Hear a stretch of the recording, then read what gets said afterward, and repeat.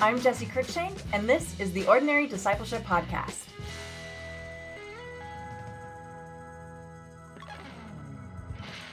Welcome, everybody, to Ordinary Discipleship Podcast. My name is Chris.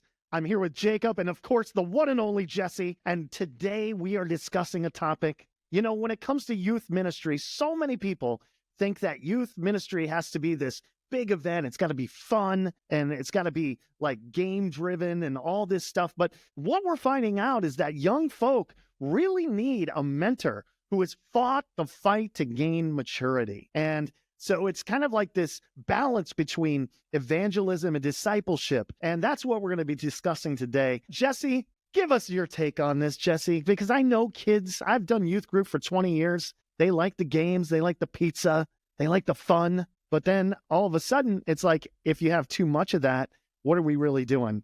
Are we just holding like a boys and girls club with no real discipleship?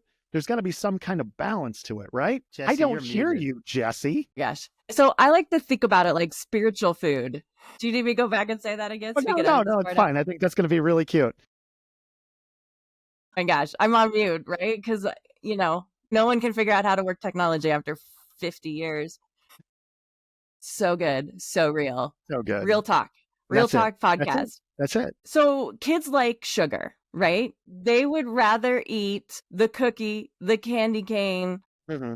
They don't want the vegetables. They maybe will want the meat out of the taco, Maybe. right? But like, just because that's all a kid wants doesn't mean it's the only thing they should eat. So why do we have that? We can have healthy paradigms for the way that we feed them naturally. Why can't we have healthy paradigms for how we feed them spiritually? Like, where did we decide that spiritual candy cane and, you know, candy corn was the best that we had to offer them? So I'm not anti-games. Games illuminate character, but like, can they become teachable moments? Can we understand that kids don't necessarily know how to ask for what they need, and it's our responsibility to be the spiritual adult in the room and be helpful in that direction. So, you know, as we're talking, I've been thinking about our conversation with Raina.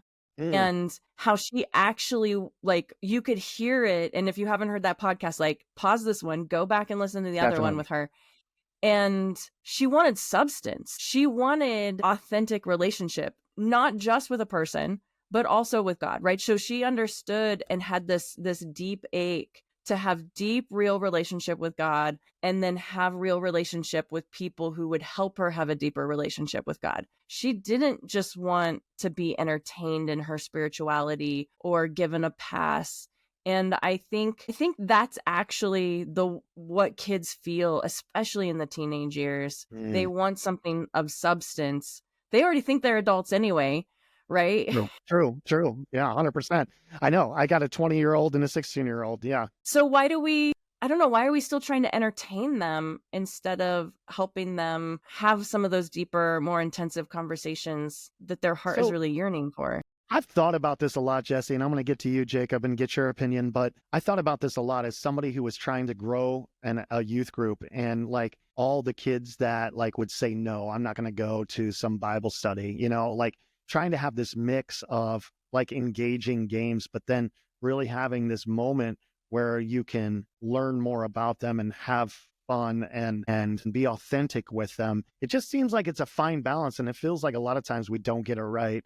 Jacob, what's your opinion on that? What do you think? Like, you've been I think it's like we're talking a lot about like I think in the beginning of this conversation is about the substance of the programming, but I think what we're really saying is like it's actually about the nature of the connection. So like I was in a church who was looking to replace a youth person, and there was a young guy on their board who was like, we just need to find the church in the country that's the biggest youth group and then convince that guy to come here. That's what he said. And he did say guy. And I think it's like, and I was in that church as a consultant, and so I was in a position to push a little bit, and I was like, do you care at all whether that person's discipled any of those people or just that they've gathered a crowd? And I think that's what we're really getting at. Is like, sure, if fun activities become a hook to get kids in a room, that's fine. But what we're saying is like what young folks are really craving is an authentic relationship where they can be discipled by somebody who's been where they are before. Mm. And so it doesn't matter what workbook we use or what illustration we use. It's about how we develop that relationship and that conversation in the one-on-one. Yeah, I mean, the brain science backs that up like so significantly, because in those teenage years, their character, their identity is formed by modeling after others around them. So they will start to copy those around them. They'll try out different groups to try out different identities. But if you want to help them have a chance of spiritual maturity later, you need spiritually mature people around them that are in their life enough for them to copy, for them to model after, for them to emulate. One of my biggest pet peeves, and this has been it's a little bit, I try not to get on my soapbox too much here, but when we take the least spiritually mature person and put them in charge of the kids and the youth, what does that say that we value? I think the kids and the youth should be the coolest, oldest person, right? Or maybe not even that cool, but if the kids think that they're cool, like who knows what kids find cool any one day of the year, but that you have a spiritually mature person in there to help them walk through stuff, to help answer some of those questions that they have and wrestle through, who aren't afraid of those questions. But when we put the least spiritually mature person on the staff in charge, that just says we don't really care about the formation of that youth group.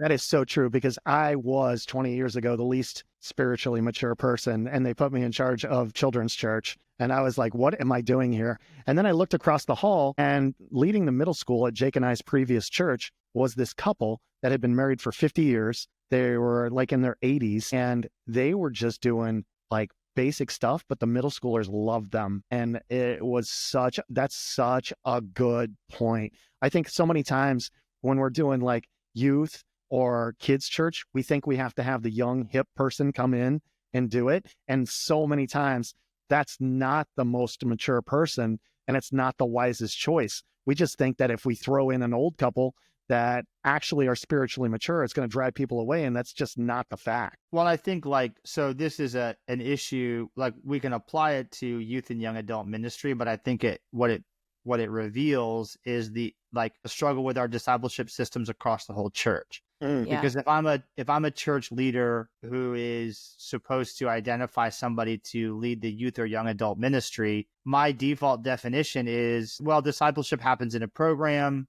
happens in a room where you get some people together. I don't know how to get high schoolers in a room. Let's just find the person who can get high schoolers in a room. Right. And it's not like a lot of people are jumping up and down. It's not like a lot of people are jumping up and down for that job. I'll be honest. Right, I mean, exactly. I've got a new church plan. But if you said like, hey, do you want to help shape the spiritual perspective of some young people? That's a different ask than, can you keep young people occupied for an hour and a half? Are you a babysitter or are you discipling people? Well, and that's where I think then the question becomes, even in our adult programming, are we discipling people or are we just babysitting them or entertaining them? Right. And I think that's like our default definitions of discipleship have become get people in a room and occupy them for a couple of hours, use some discussion questions and call it good. And I think like that's how we end up saying, well, youth group is just fun and games, right? Yeah. How am I being too provocative here? You are kind of provocative. Love it. That's your thing. Yeah. I get it. That's why we brought you on. Right. Yeah. I think it reveals this. We don't actually value spiritual maturity. Maybe we don't I'm interested in what you guys think on why. If I'm going to take a stab at it, I think we just don't have an image for it. We don't have an imagination for it. I don't know if we know even what it looks like or if it's possible to help somebody get there. I mean, in my work, I hear a lot of the question, can people really change? Do people really change? And so spiritual maturity, I don't know, maybe people just have given up on it. I don't know. Like, what do you guys think? I think I was listening to this sermon by one of my favorite pastors, and he's a Lutheran guy, and he used to teach PhD students at the seminary. And he said, a PhD in theology does not make you spiritually mature. It makes you smart in theology, but it doesn't necessarily mean that you're spiritually mature. And so I think, the question is, what does spiritually mature look like?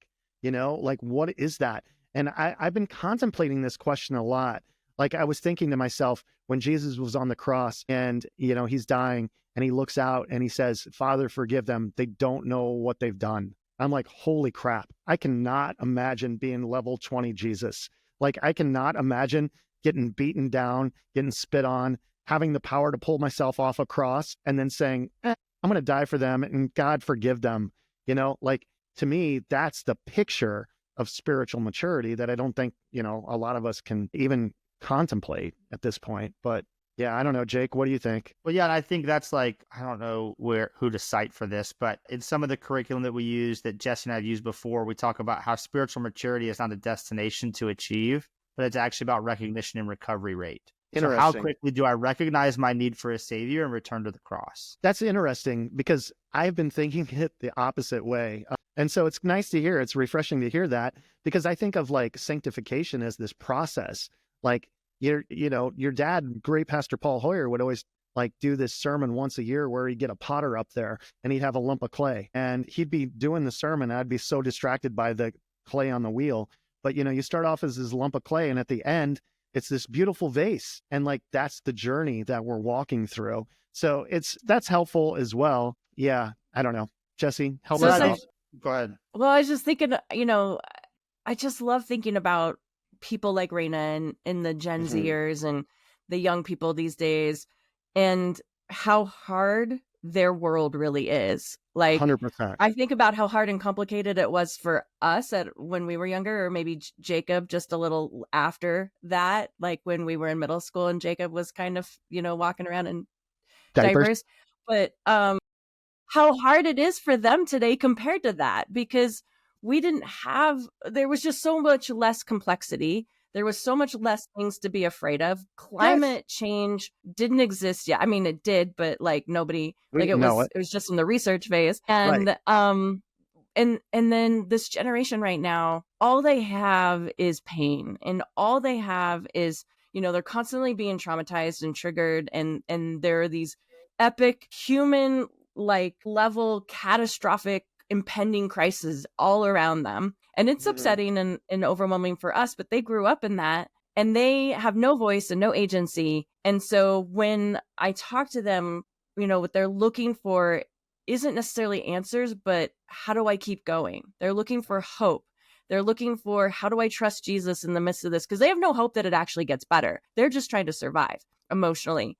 And having people who can be mentors and models who have been married for 50 years like that couple, who have been through this stuff, who can say, wow, here's how I have made it this far, and I still love Jesus, and I still trust God, and I still have hope. Like, they need those messages. They don't need the popcorn and the candy canes. They need substance, because their life isn't going to get easier. Right. Yeah. And so I think that's where it's like, what I think like some of what we're saying here about youth and young adult ministry has always been true, right? Like, oh yeah, ministry has always been, let me show you how to recover to Jesus. And what you just said, Jessie, though, highlights the fact that like in the past, maybe it was easier to or recovering to you could count on there being some sort of respite from your difficulty. But now the difficulty seems more incessant, kind of with the reality that our younger generations are living in now.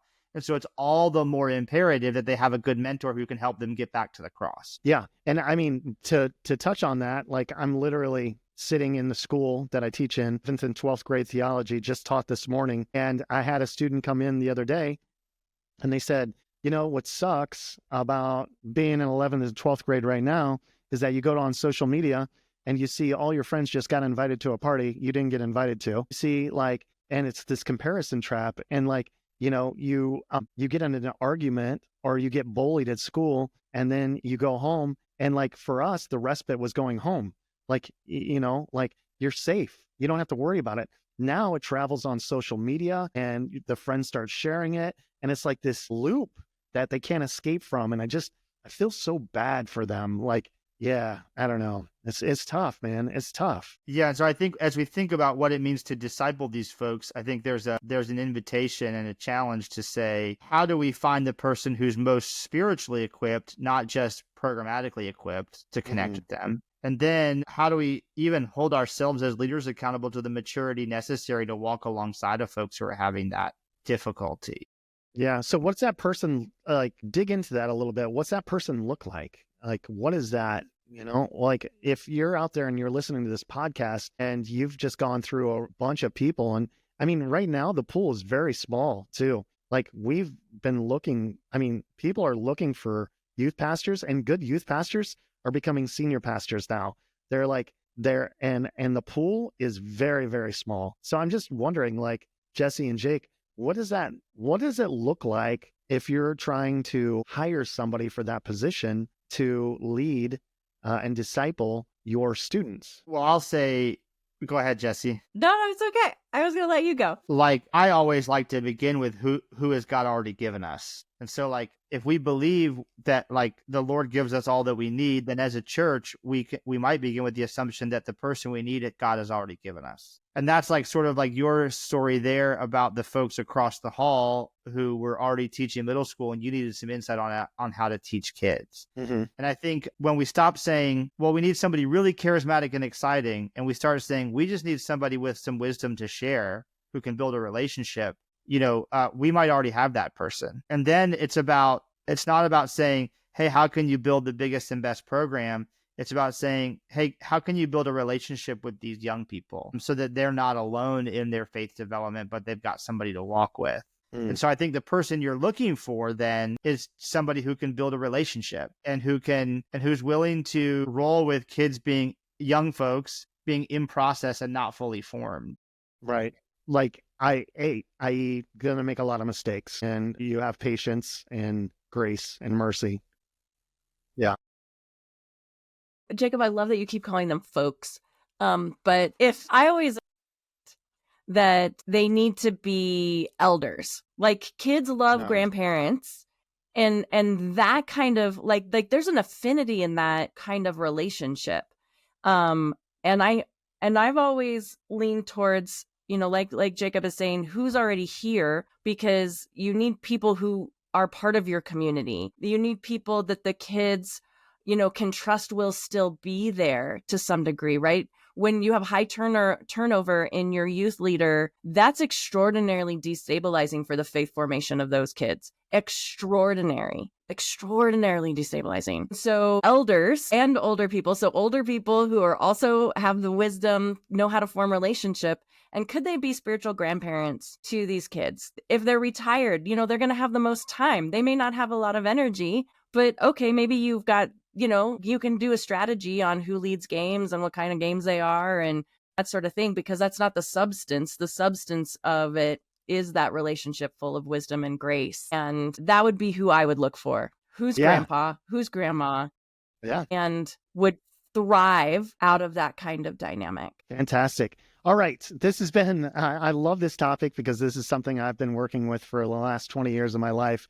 And I think a lot of good stuff, especially with Raina in the previous episode. As Jessie said, if you haven't heard that episode, please go back and check that out. It was really compelling.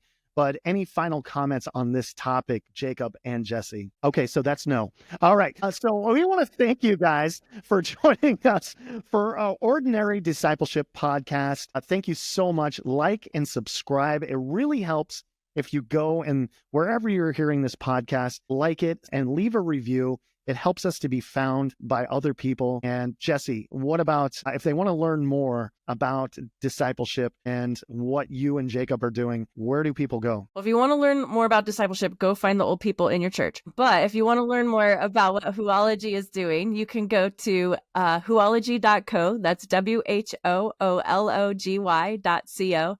And Jacob and I have church equipping trainings. We can train your team. We can help you think about what does spiritual maturity even mean?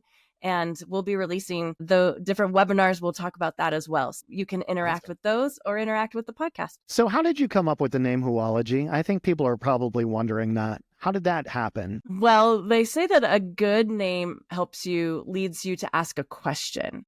I just did. And I know, right? And so then the question that Whoology is is who. And our different parts of our training, we have 4 different types of training. So the training is, who are you discipling? That's our ordinary discipleship. Who are you influencing? That's our ordinary authority. Who are you churning with? Or who's your community? And that's our ordinary community. And who are you becoming? And that's our ordinary maturity tool set. So we have these different toolkits all around the question of who, which would be, who are you becoming? Who are you discipling?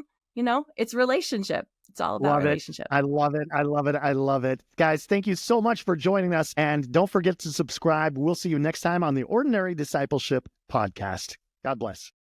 Thank you for listening to the Ordinary Discipleship Podcast. You can check out more at Whoology.co. That's WHOOLOGY.co.